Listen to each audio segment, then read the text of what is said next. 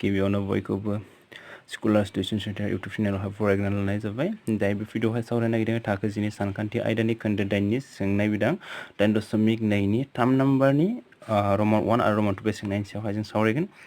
जों बेयाव दङ 3 नम्बरनि रमान 1 आव जोंनियाहाय जितु 10a plus b is equal to √3 आरो 10a minus b is equal to 1/√3 बेनिफ्राय बेयावहाय दङ 0 degree less than a plus b less than equal 90 degree बेनिफ्राय a ग्रेटर देन b आरो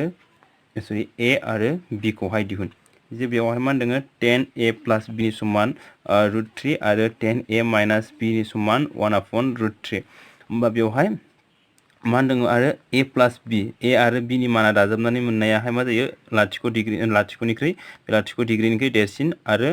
मा जागोन 90 डिग्रीनिख्रुइ फिसासिन नङाब्ला समान जागोन 90 डिग्रीनि फिसासिन नङाब्ला समान जानांगोन बेनिफ्राय मा दङ a आहाय b नि देरसिन यानी a नि मानाहाय b नि देरसिन अब्ला जों माखौ दिहुननांगौ a आरो b खौहाय जोङो दिहुननांगौ बेबायदिनो रमान 2 आव बेबायदि दङ जों दायो रमान 1 खौ बानायग्रोनोसै नोंसोर भिडिअखौ जोबजासिम नायलांबानो जाबाय ओमफ्राय भिडिअखौ मोजां नायनानै मोजां मोनोब्ला लाइक शेयार खालाम आरो बेजों लोगोसे चेनेलखौ साबस्क्राइब खालामोबा साबस्क्राइब खालामनानै हो बेजों लोगोसेनो बेल आइकनखौ अल नटिफिकेशनावहाय सेलेक्ट खालामनानै ला जाहाथे नोंसोरो आं भिडिअखौहाय आपल'ड खालामोब्लानो नोंथांमोनाहाय थाबैनो नुनो मोनो जोंना बेवहाय होनाय दङ बेवहाय जोङो मोननै मान दिहुननांगौ जोंना मोननै मान दिहुननांगौ बेनिफ्राय जोंना बेवहाय होनाय दङ रमान 1 आव दं जोंनियाहाय गिभेन एबा होनाय दं जे जितु मा होनदों बेवहाय 10a plus b समान मा जायो √3 जे जों बेवहाय जों मा खालामनांगौ जोङो जे बेवहाय a plus b खौ जों दिहुननांगौ जोङो ना अब्ला मा खालामनानै ला बेवहाय जे बेवहाय 10 दङ ना होमबा जोंनि रेंकखौबो जोङो मा खालामनांगोन 10 मोननाय जोङो खालामनो नांगोन जोङो होमब्ला मा जागोन जों बेवहाय जे फारनैथिंबो जों बेखौ 10 दं नालाय ना फारनैथिंबो जोङो 10 खालामनांगोन होमबा 10a plus b समान जोंनिया बेवहाय 10 बेसे बे मा खालामनांगोन जोङो टेबोलखौ नायनांगोन जोंना टेबोलखौ जों गोसोआव लानांगोन बेवहाय जे 10 बेसे डिग्रीनि माना √3 जायो जों बेखौहाय मिथिनांगोन जोङो ना होमबा जों मा मोनो बेवहाय 10 60 डिग्री मा जायो जोंनाहाय √3 जायो होमब्ला जोङो बेवहाय 10 60 जोङो 10 लाबाय मानि थाखाय जों 10 लादों बेवहाय नैबेखिजाय आगसिथिं 10 दं नालाय बिसोर मोननैजों आगदा आरो आगसिनिखौ जोङो समान खालामनांगोन 10 दं नालाय बेखौ जोङो 10 खालामनो नांगोन जोङो दाना बेयाव मोनबाय जोङो मा मोनबाय जोङो बेबो 10 ना बिसोर मोननैबो एखे जाबाय दानिया बिसोर मोननैया एखे जायोब्ला मा जायो नैबिसोर जाबाय खना मोनसे खनासा खना बिसोरो 90 डिग्रीनिफ्राय फिसासिन ना बिसोर जाबाय खनासा खना होमबा मा जागोन बिसोर मोननैयाबो मा जागोन खना मोननैयाबो मा जायो जोंनाहाय समान जायो जोङो सिगाङावनो मोनखादोंमोन जे मा होनो फोरमान खालामनो मोनदोंमोन जोङो मा साइन बि नि समान जेनेबा साइन किउ जायोब्ला मा मोनो बा कस ना अब्ला मा जायोमोन जोंहा एंगेल बि नि समान मा जायो एंगेल किउ बेफोरबायदि जोङो सिगाङावहाय फोरमान खालामनो मोनदोंमोन जोङो ना अब्ला मा जायो जे बेयावहाय बिसोर मोननैया समान जानाय लोगो लोगो मा जायो नैबे खना नैबेसोर खना ना बिसोर खना मोननैया मा जागोन जोंना समान होमब्ला जों बेखौहाय जोङो बेबायदि बेखौ नायनानै ना जुदि बेखौहाय जोङो रुजुयोब्ला मा जागोन जोंना जे 10 जों 10 समान ना अब्ला नैबे खना मोननैया मा जागोन जोंना समान अब्ला जोङो रुजुनानै नायोब्ला मा जायो बेवहाय a plus b समान मा जागोन 60 डिग्री दाना बेखौ जोङो से नाम्बार समानथाय लाबाय जोंना दानिया मा दंबायो जोंनियाहाय नेक्स्टआव मा दङ 10a minus b मा दङ बेनिफ्राय आरोबाव मा होनाय दंबावो जोंनिया आरोबाव 10a minus b समान 1/√3 दङ जोंना नै 1/√3 दङ दानिया जोंना बेवहाय मा दङ 10 दं बेना बेवहायबो जोंनिया 10 दङ होमबा जोङो नैबे कुइसनखौबो जोङो 10 खालामनानै लानांसिगोन जोङो होमबा 10a minus b दा 10 बेसे डिग्रीनि माना जोंनिया 1/√3 जायो बेखौहाय जोङो मिथिना लानांसिगोन माने जोङो बेखौहाय मिथिनांगोन बेसे डिग्रीनि माना 10 बेसे डिग्रीनि माना माने जों बेवहाय 10 लानांगोन जोङो मानि थाखाय 10 लानांगोन जे बेखै जोंहा 10 दं नालाय ना आगदानिजों आगसिनि जोङो एखे खालामनो नांगोन होमबा जों बेवहाय मा मोनो जे 10 बेसे डिग्रीनि मानाहाय जोंनिया 10 30 डिग्री माना मा जायो 1/√3 जायो बेयावहाय होमबा दाना नैबेयावहाय मा होनदों जोङो बेबो 10 जाबाय दाना ना अब्ला मा जायो नैबिसोर खना नैबिसोर जाबाय खनासा खना ना अब्ला बिसोर मोननैया मा जागोन जोंनाहाय समान जागोन बिसोरो होमब्ला मा जागोन जे बिसोर मोननैया समान जाबाय नालाय नैबे खना नैबेफोर ना एंगेल बेफोर मा जागोन जोंनाहाय होमबा समान जागोन बिसोरो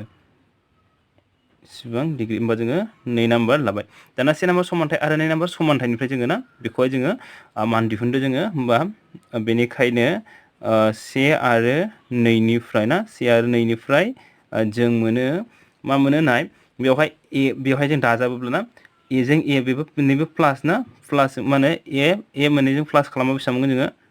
2a दाना b आहाय बियो प्लास b माइनास अब्ला प्लास माइनास मा जागोन एकेजों एके मा जोंना केन्सेल जायो एबा जोङो जेरैहाय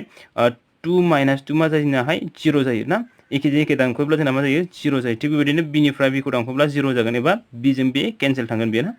दानिया नायदो 60 प्लास 30 प्लास ना माने जोङो दाजाबदों बेखौ ना 1 जों 2 खौ दाजाबदों अब्ला मा जागोन बियो 60 जों 30 जों बेसेबां जागोन बेयावहाय 90 डिग्री अब्ला मा जागोन जोंनियाहाय फारनैथिंबो जोङो 2 जों रानोब्ला ना 2 जों 2 खौ रानबा मा जागोन बेवहाय 1 थागोन ना 1 2 जों 2 दानजागोन बिनिफ्राय 90 खौ माजों राननांगोन जोङो 2 जों माने फारनैथिंबो मा खालामबाय जोङो 2 जों रानबाय जोंना फारनैथिंनिखौबो 2 जों रानबाय अब्ला मा मोनगोन जों ए नि मानखौहाय 2 जों 90 खौ रानबा 45 डिग्री अब्ला दिहुननो गोनां जोंना ए नि माना बेसेबां जाखो 45 दाना जों माखौ दिहुननांगौ b खौ दिहुननांगौ जोंना ए नि मानखौथ' जों मोनबाय दानिया जोङो नैबे 1 नाम्बार समानथाय नङाबा 2 नाम्बार समानथायाव जोङो ए नि मानखौ होनानै b नि मानखौ दिहुननो हासिगोन जोङो दा बेनिखायनो 1 नाम्बारनिफ्राय 1 नं समानथायनिफ्राय जों मोनो मा मोनगोन जोङो ए नि मानखौ जोङो इयावहाय फज'दो ना ए नि जायगायावहाय जोङो 45 फज'बाय दाना मा दङ दाजाबसिन दं बिनिफ्राय b मा जागोन दाजाब b समान मा दङ 60 डिग्री नै ना बेवहाय जों ए नि जायगायाव 45 फज'बाय प्लास b समान 60 डिग्री जों बेवहाय होबाय जोङो ना दाना जोङो b खौ लाखियोब्ला 60 ओरै फारनैथिंबो माने 45 दांखौहाय माने ओरै 45 दांखौहाय 45 जों केन्सेल जागोन ना एबा बियो 45 ओरैजाय प्लासआहाय माइनास जाहैबाय बियो ना होमबा दांखौबा 10 निफ्राय 5 थांबा 5 5 निफ्राय 4 थांबा 1 होमबा 15 डिग्री ना होमबा दाना जोंना b ए मा होनदोंमोन a ग्रेटार देन b होनना बुंदोंमोन ना होमबा a आ जोंना देरसिन जादोंना जायाखै जाबाय बेना 45 डिग्री होमबा जोंनिया दिहुननो गोनां b नि माना बेसेबां जाबाय 15 डिग्री a निया 45 आरो b निया 15 डिग्री जोंनिया ना दानिया जोंना रमान 2 आव दङ जिदु sin x plus y समान 1 cos x plus y समान √3 upon 2 आरो x ग्रेटार देन y दहाय बायदि जेरैहाय a आहाय बिनिख्रुइ देरसिन थिग बेयावबो x आहाय y निख्रुइ देरसिन बेनिफ्राय नैबेबो दहायजों एखेयानो जे x प्लास y आ 0 निख्रुइ देरसिन दाजाबा मोननाया बेनिफ्राय 90 डिग्रीनि समान नङाब्ला फिसासिन दहायनायाबो बे एखेमोन ना अब्ला जोङो x आरो y खौ जोङो दिहुननांगौ दहायनि जोङो एखेफ्रामानो जोंना एखेयानो गासिबो होमबा जोंना बेवहाय होनाय दङ रमान 2 आवहाय जोंनिया होनाय दङ नैबे रमान 1 नि मोना दहायनिया रमान 2 आव दङ जोंनाहाय गिभेन होनाय दङ जेरावहाय मा sin x plus y समान 1 दङ दाना जों जेरैहाय दहाय सिगाङावहाय 10 बानायदोंमोन ना जेरैहाय 10 बानायदोंमोन थिग बेखौबो जोङो एखे समान खालामनांसिगोन दहाय जेरैहाय जोङो फारनैथिंबो 10 खालामदोंमोन ना दानिया जोंनिया बेवहाय मा दङ दहायनियासो 10 दंमोन दानिया sin ना होमबा जोङो फारनैथिंबो sin खालामनांसिगोन होमबा sin x plus 1 दाना बेवहाय sin होबाय दाना sin बेसे डिग्रीनि माना 1 जायो बेयाव लिरनांसिगोन ना होमबा sin 90 डिग्रीनि माना मा जायो जोंना 1 जायो दानिया जोंना बेबो sin ना बिसोर मोननैया समान जाबाय नालाय नैबे खना मोननैयाबो मा जायो जोंना समान जायो होमब्ला जों बेखौ रुजुनानै लिरोब्ला मा मोनो जोङो x plus 1 सरि 1 ना दे बेयो y x plus y समान 90 डिग्री जाबाय बेयो ना बे दहायनि बायदि सिगांनि बायदि बेखौ जोङो 1 नाम्बार समानथाय होबाय दानिया फिन मा दङ जोंनियाहाय बेवहाय ना आरोबाव दं जोंनिया cos x minus y समान under root upon 2 दङ under root 3 upon 2 दङ ना दानिया जोङो बेवहाय ना दहायनाथ' साइन्स दंमोन ना दानिया मा दङ cos होमबा जोङो फारनैथिंबो जोङो cos खालामनोब्ला जोङो नेगेटिभ cosआ दंखायोना होमबा आरो जोङो cos लानांसिगोन दानिया cos बेसे डिग्रीनि माना under root 3 upon 2 जायो बेखौहाय जोङो नायनांसिगोन माने root 3 upon 2 ना बे जायो बेखौ नायनांसिगोन जे जोंना बेसे डिग्रीनि मानाहाय cos बेसे डिग्रीनि माना root 3 upon 2 जायो जोंनियाहाय 30 डिग्रीनि मानाहाय ना बेखौ जोङो टेबोलखौ जों गोसोआव लानांगोन बेखौहाय दाना जोंना फारनैथिंबो जोंना cos जाबाय बेना cos जाबाय अब्ला मा जागोन नैबेसो जाबाय खना बिसोरो ना होमब्ला नैबे जे नैबेसोर मोननैया समान जायोब्ला नैबे खना मोननैयाबो मा जागोन जोंना समान जागोन ना होमबा मा जाबाय जोंनिया x minus y समान 30 डिग्री नम्बर 2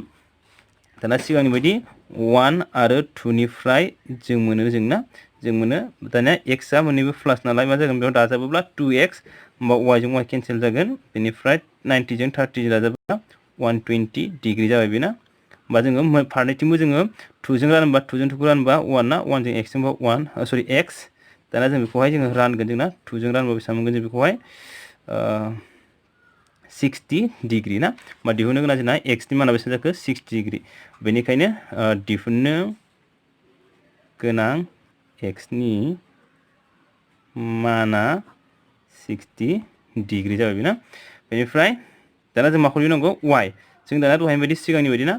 समानथाय 1 नङाबा 2 आवहाय होनानै बानायनो हायो जों 1 निफ्राय लानोसै therefore 1 implies दाना x नि जायगायावहाय जोङो 60 फज'दो 60 प्लास मा मोनगोन जों y दङ समान मा दङ 90 डिग्री दङ जोंनिया ना मा जागोन बेवहाय जोङो y खौ लाखियोब्ला 90 आ प्लासआहाय मा जागोन माइनास जागोन होननानै जोङो बुङो ना होमबा मा जाबाय बेवहाय 90 निफ्राय जोङो 60 माइनास खालामबा बेसेबां मोनगोन जोङो 30 डिग्री होमबा जोंना मा जाबाय दिहुननो गोनां बेनिखायनो दिहुननो गोनां y नि माना बेसे जाखो बेवहाय 30 डिग्री जाबाय ना स' दिनैनि भिडिअ बेखिनियानोसै जुदि नोंथांमोनाहाय भिडिअखौ नायनानै मोजां मोनोब्ला लाइक शेयार खालाम आरो बेजों लोगोसे चेनेलखौ साबस्क्राइब खालामबा साबस्क्राइब खालामबानो जाबाय गोजोन्थों।